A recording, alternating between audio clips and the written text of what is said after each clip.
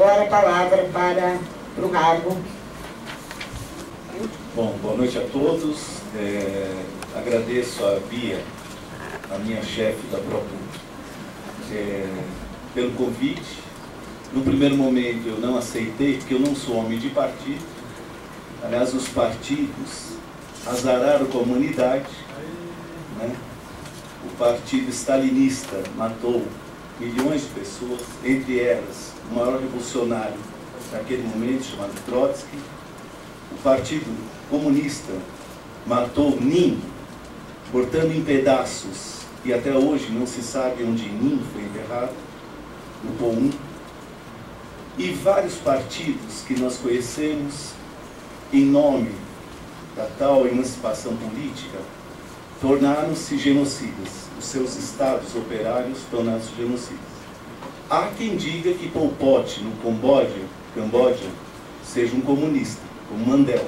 Eu tive a oportunidade aqui no Brasil, Mandela esteve na PUC, de discutir com ele que era inadmissível ele falar que o Camboja era um estado operário degenerado.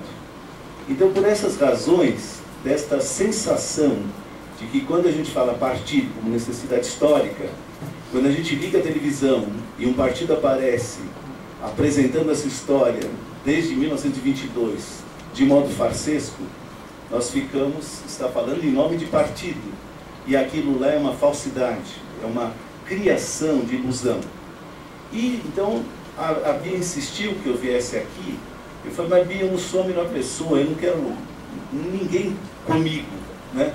Só quero que vocês estejam com um partido, que é esse que a Lívia falou, o Partido do Trabalho. Mas lembrando-se que o Partido do Trabalho visa se auto-extinguir. Quer dizer, a classe operária e todas as classes, elas vão juntas na Revolução. E é sobre essa questão que a Comuna de Paris colocou que eu trago este ponto. Mas antes, dizendo para vocês que a Lívia foi comedida, a Lívia lançou este livraço aqui, com a Nova Gazeta Renana, tradução dela diretamente do alemão, né, só com os textos do Marx, né, e em 3 meses esgotou. O editor, o senhor Miguel Schaier, falou, mas Rago, será que isso dá liga? Eu falei, nossa, a Liga dos Comunistas vai dar muita liga. E deu, né, uma tradução belíssima que vocês deveriam aqui ver com a nossa Edu, né? E no passado, nós publicamos pela editora Ensaio, com o Chazinho e outros companheiros, e antes até a Temas, aí nós nos unimos a alguns grupos, como o Zé Paulo Neto, que estava em Portugal, o Coutinho na Itália, o Conde estava na Alemanha, e nós tentamos articular com eles, e conseguimos com o Werneck Sodré. E quando eu digo nós, eu sou a escala inferior do nós. Eu sempre fui mais o volante, aquele que distribui coisas nas ruas, do que o cara que coordena, vamos dizer assim. Eu não sou um bom coordenador, mas sou um bom, talvez, agitador, viu, Bia? Né? Pelas ideias. Então, nesse sentido, nós publicamos no passado um livro muito interessante chamado do Rubel, Crônicas de Marx, que é o dia a dia, o mês a mês do Marx, né? E depois, agora recentemente, um sonho da antiga editora Nossa Ensaio, e depois da Domini, nós abrimos uma editora chamada Domini, publicamos o Pensamento Vivido do Lukács, né? E depois, com a Ivana, ela publicou A Guerra Civil na França, e tal como o Chazinho tinha projetado no passado, com os rascunhos, que ela chama, na época o Chazinho chama materiais preparatórios, que são os esboços que o Marx elabora sobre a Revolução Social e, obviamente, a tarefa da classe trabalhadora. E eu gostaria de pegar alguns pontos disso, né? Se vocês me permitirem, um homem sem partido, né? Não sem luta, por favor, e nem sem partido, como a Lívia falou, o Partido do Trabalho, que se propõe a emancipar os indivíduos sociais.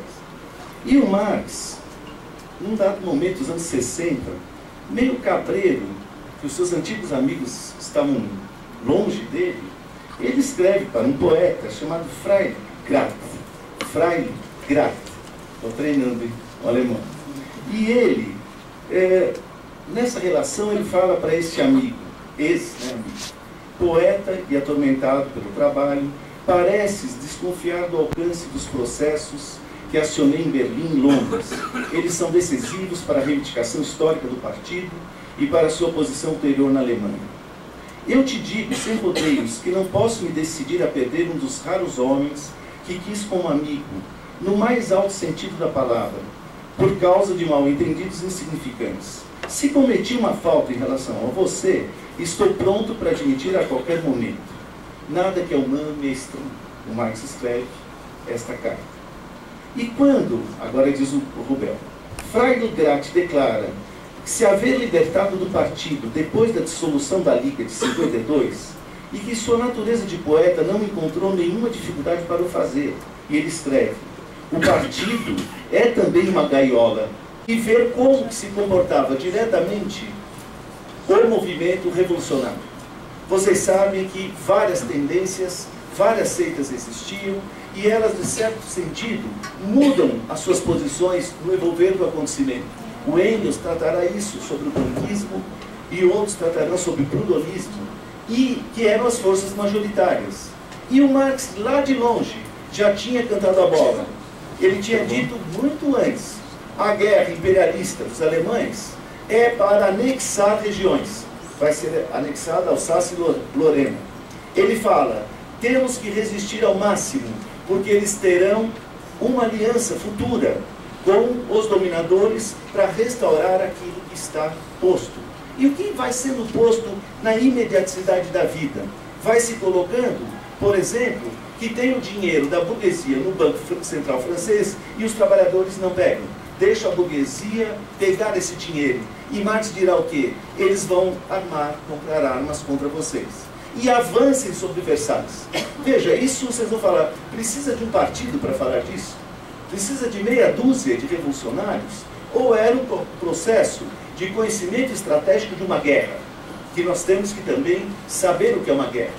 O Marx sabia que Versalhes estava desorganizada naquele momento, ele estava num processo, isso é em fevereiro de 71, eleição de um parlamento que escolhe um verdugo, que é Adolf Thiers, que ganha milhões para fazer o massacre dos operários. E o Marx sabe disso.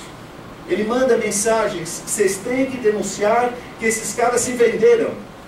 O Demóstenes é nada. Ele não falou assim. Eles ganharam 35 milhões para matar os operários. Os camponeses têm que saber disso.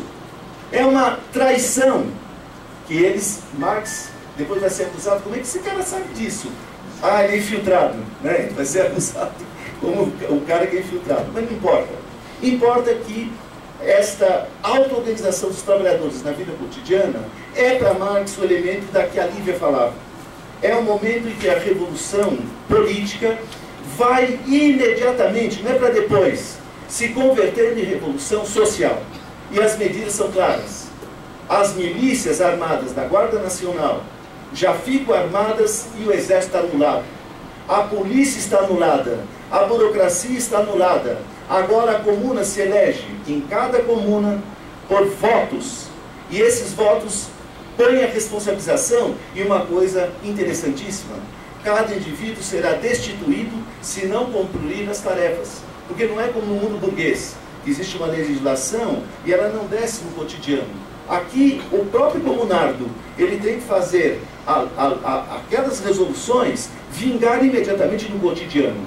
Se não vingar, está destruído. Então Marx dirá, e eu vou encerrando por aqui, nesse livro sobre a Comuna de Paris, ele vai mostrando que os trabalhadores simplesmente não tiveram medo.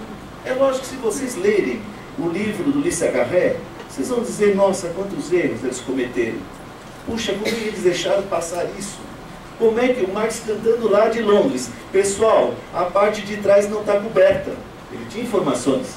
Você sabe que o Lenin ficou mais de quase 2 décadas fora da Rússia. Quer dizer, um pouco menos, mas espera lá. Ele tinha um acompanhamento pleno daquela realidade. Aquela acusação, mas esse cara é intelectual isolado em outro país. Ao contrário, vai ser uma das pessoas mais bem informadas de um processo histórico. E o Marx tinha essa informação.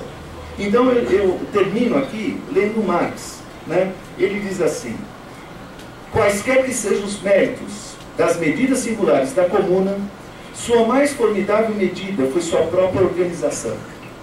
Improvisada no momento em que uma porta estava o inimigo estrangeiro e na outra o inimigo de classe, provando com sua vida, sua vitalidade, confirmando sua teoria com sua ação, seu surgimento foi uma vitória contra os vitoriosos da França. Vou pular. Tal é a comuna, a forma política da emancipação social. Tal é a comuna, a forma política da emancipação social, da libertação do trabalho, da usurpação dos monopolistas dos meios de trabalho, sejam esses meios criados pelos próprios trabalhadores ou dados pela natureza. Assim como a máquina e o parlamentarismo estatal não são a vida real das classes dominantes, mas apenas, vou repetir, o parlamentarismo não é exatamente a classe, ela é um órgão geral organizado de sua dominação. É uma coisa que a gente esquece, né? Que a democracia é uma forma, é um órgão de dominação de classe, né? As garantias, formas e expressões políticas da velha ordem das coisas. Assim também a comuna não consiste no movimento social da classe trabalhadora e, portanto, no movimento de uma regeneração geral do gênero humano, mas sim nos meios organizados de ação. A comuna não elimina a luta de classes, através da qual as classes trabalhadoras realizam a abolição de todas as classes e, portanto, de toda a dominação de classe, porque ela não representa o interesse particular, mas ela representa a libertação dos trabalhadores. E, por fim, se a Bia me deixar, saiu recentemente, pela própria Boitempo, a crítica do programa de Gotha. E há um introito do Lévy, Michel Lévy, que é um brasileiro do Brás, né, mas que mora há mais de 3 décadas no exterior, e ele cita uma passagem do Engels sobre a ditadura do proletariado e do Estado operário. O Engels diz assim numa carta a Bebel: dever-se-ia ter deixado de lado esse palavreado sobre o Estado, sobretudo depois da Comuna de Paris, que já não era um Estado em sentido próprio. Por isso, nossa proposta seria substituir, por toda parte, a palavra Estado por comunidade, uma velha e boa palavra alemã que poderia muito bem servir como equivalente do francês comuna, a Comuna de Paris. Obrigado.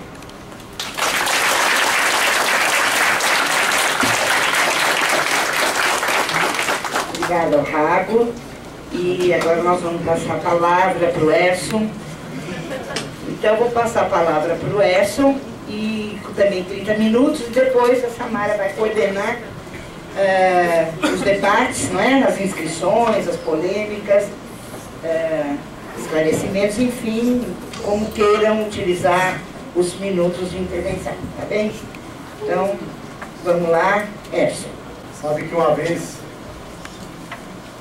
um aluno quase me bateu por causa do raio? Deu uma nota baixa. O aluno me cercou ali no pé do velho. Por que você deu uma nota baixa? Por sorte, eu era professor de literatura e não de história, né? Por sorte. Bem, também quero agradecer o grupo de estudos do marxismo, e particularmente a Bia, que é mais do que uma diretora, é uma antiga amiga, né? E também o Raga, nos conhecemos há muitos anos, né? E a Lívia, eu a conheci defendendo a Faculdade de Santo André, que estava sob a direção de um corrupto, né?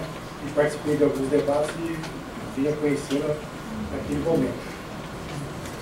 Certamente, eu e Rago nos parecemos fisicamente, mas nossas ideias são antagônicas, né? Ele é um homem de não partido, e eu sou um homem de partido. Por aí você já sabe que nossa diferença é abismal, né? E talvez por isso a Bia tenha me convidado a falar sobre Lênin, né? Porque Lênin foi o grande arquiteto do partido. Nós podemos talvez definir o lugar de Lênin do marxismo como sendo o estrategista, o maior estrategista da Revolução Proletária. Na Comuna de Paris não existia esse estrategista. Não existia o Partido Revolucionário. Por isso a Comuna foi derrotada. E Marx concluiu que o fato da Comuna prematuramente ser uma conquista da classe operária que não tinha as suas condições, de estabelecer um poder que esmagasse a reação do Thiers. E nisto, Marx vai se chocar na Primeira Internacional com os anarquistas, todos que eram contra o partido. Era contra a posição de constituir uma direção revolucionária. Mas não é meu tema.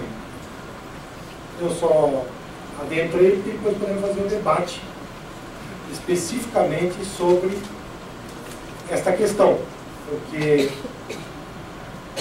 se eu estou dizendo que Lenin pode ser definido como o grande estrategista da Revolução Proletária, que foi a revolução, a primeira revolução que triunfou, a primeira que levou a classe operária ao poder, a primeira que expropriou a burguesia.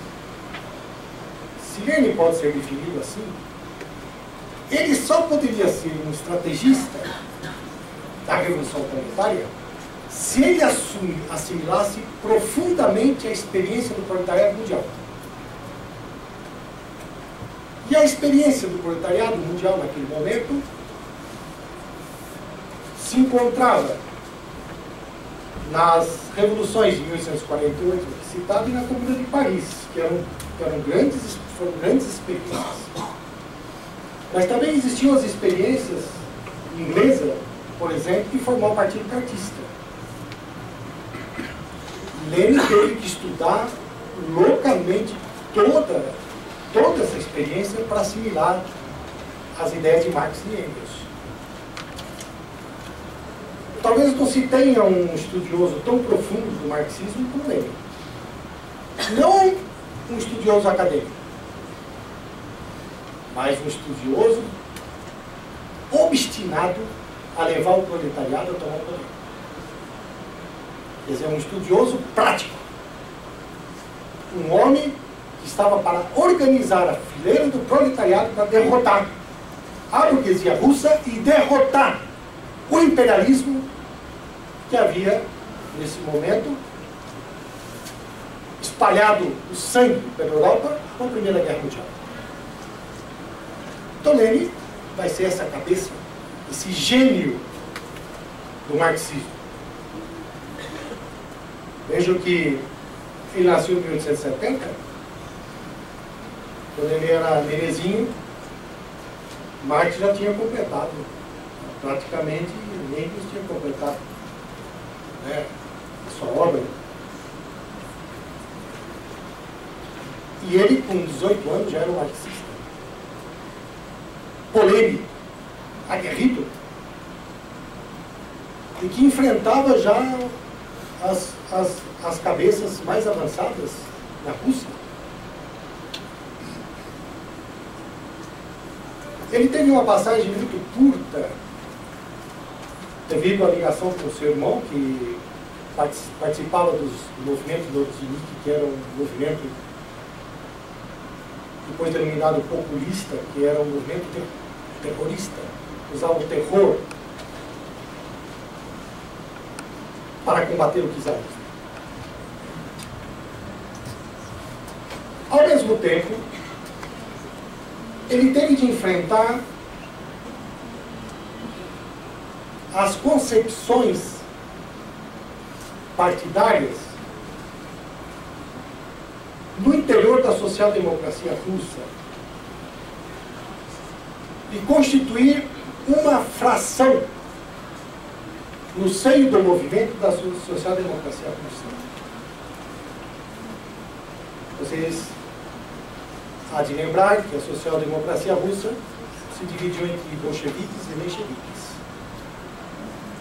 Lenin foi a direção do partido bolchevique. E há que se lembrar também